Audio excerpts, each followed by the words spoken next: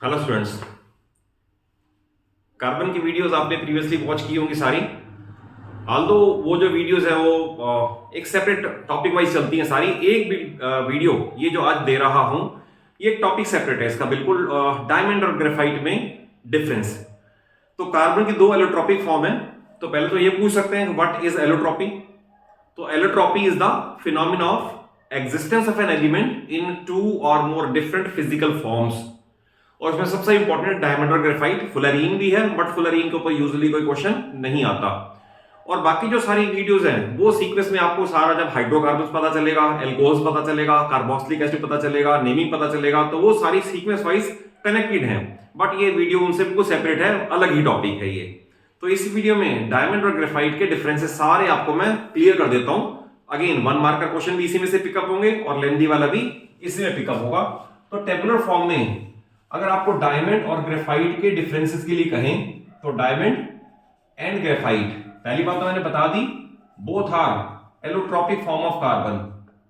और एलोट्रॉपी का मैंने डेफिनेशन बता दी, याद रखना। अगर आएगा व्हाट इज एलोट्रॉपी, मान लो 1 मार्कर आ गए तो बिल्कुल यही लिखना पड़ेगा कि allotropy is the phenomena of existence of an element, यानी एलिमेंट एक ही है, इन टू और मोर डिफरेंट फिजिकल फॉर्म्स। इसका भी मीनिंग समझ लो।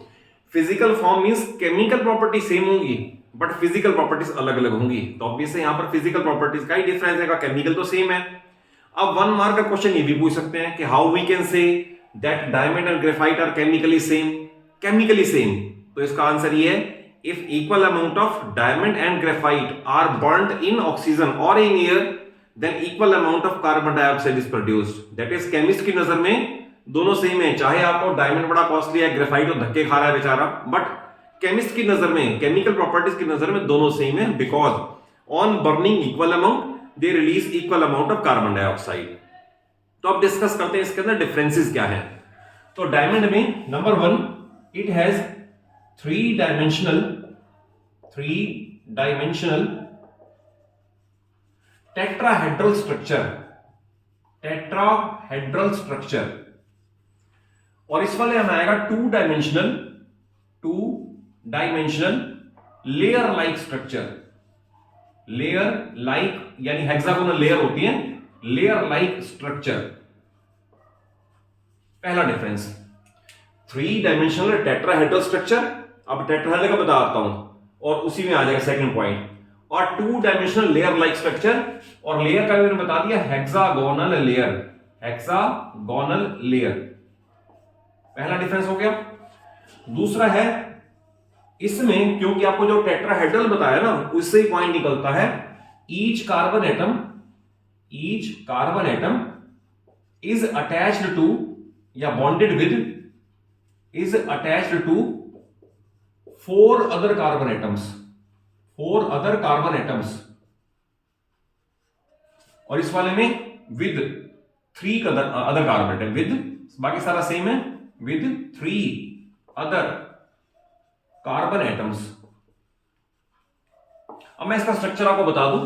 टेट्राहेड्रल स्ट्रक्चर क्या है, अगर ये कार्बन है तो एक ही इससे अटैच्ड है, एक इधर और एक इधर और एक इधर, यानी ये कार्बन एक यहां से अटैच्ड है, एक यहां से अटैच्ड है, एक यहां से और एक यहां से।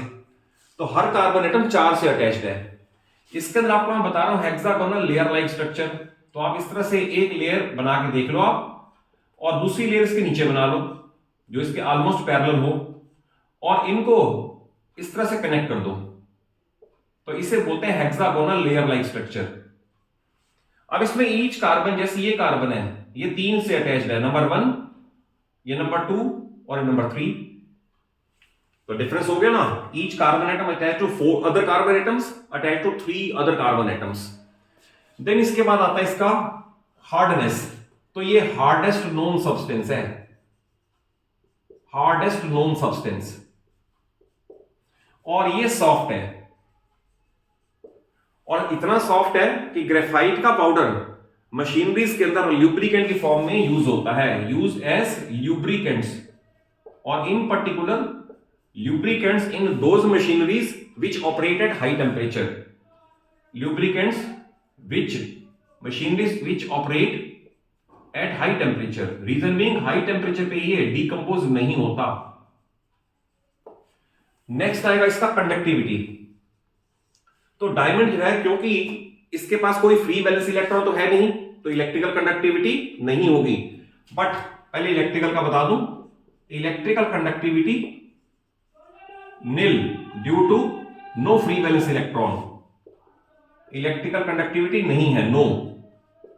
बट इसमें हर कार्बन के पास 3 इलेक्ट्रॉन यूज्ड है, बट एक तो फ्री है, तो due to free valence electron it is good conductor of electricity, good conductor of electricity. और ये आपको पता है जितने भी ग्रेफाइट के इलेक्ट्रोड्स होते हैं वो यूज ही इसलिए किए जाते हैं कि they are good conductor of electricity. Next इसकी थर्मल कंडक्टिविटी है, थर्मल कंडक्टिविटी यस है इसकी, यानी हीट को कंडक्ट करेगा, थर्मल कंडक्टिविटी यस है। और ये भी thermal conductivity of heat yes है इसका। इसके अपीयरेंस में आएगा, ये शाइनिंग सब्सटेंस है, शाइनिंग यानी इसका हाई रिफ्लेक्टिव इंडेक्स है, रिफ्लेक्टिव इंडेक्स हाईएस्ट है राधा 2.42। तो ये ट्रांसपेरेंट सब्सटेंस है, और जो भी ट्रांसपेरेंट सब्सटेंस होते हैं उनका रिफ्लेक्टिव इंडेक्स होता है। तो ट्रांसपेरेंट है, शाइनिंग है, रिफ्लेक्टिव इंडेक्स हाईएस्ट है 2.42। और ये तो इसके बारे में आप लिख सकते हो it is opaque, opaque substance. और अगर ओपेक है तो ओपेक में लाइट ही पास नहीं होती, जब लाइट पास नहीं होती तो उसका कोई रिफ्लेक्टिव इंडेक्स नहीं होता। हालांकि मैंने अभी कोई फिजिक्स की वीडियोस अपलोड करनी शुरू नहीं की हैं, बट उनको जरूर वॉच कर लेना। आपको लाइट के और इलेक्ट्रिसिटी का एक एक कॉन्सेप्ट डेप्थ तक समझा दूंगा, जिससे आपको कहीं और नोट्स लेने की नीड नहीं पड़ेगी। तो ये ओपेक सब्सटेंस है, ओपेक मींस लाइट इसमें से पास हो ही नहीं सकती, तो इसकी कोई सा भी रिफ्लेक्टिव इंडेक्स कुछ भी इसका नहीं हो सकता। और इसका एक पार्ट और आ सकता है, ओपेक का भी हो गया, गुड कंडक्टिविटी हो गया, तो सफिशिएंट है इतना। कंडक्टिविटी के ऊपर भी आ गया, और डेंसिटी का एक और आ सकता है। चलो एक पॉइंट और आ सकता, छोटा सा पॉइंट। अब इसके अंदर इसकी डेंसिटी हाई है, तो इसको लिख सकते हो एक और point, last point, high density. High density data wise है अप्रोक्सीमेटली 3.5 ग्राम पर क्यूबिक सेंटीमीटर। और इसका लिखोगे लो डेंसिटी है, लो डेंसिटी। और अगर डेटा भी लिखना चाहो तो अप्रोक्सीमेटली इसका 2.2 ग्राम पर क्यूबिक सेंटीमीटर है।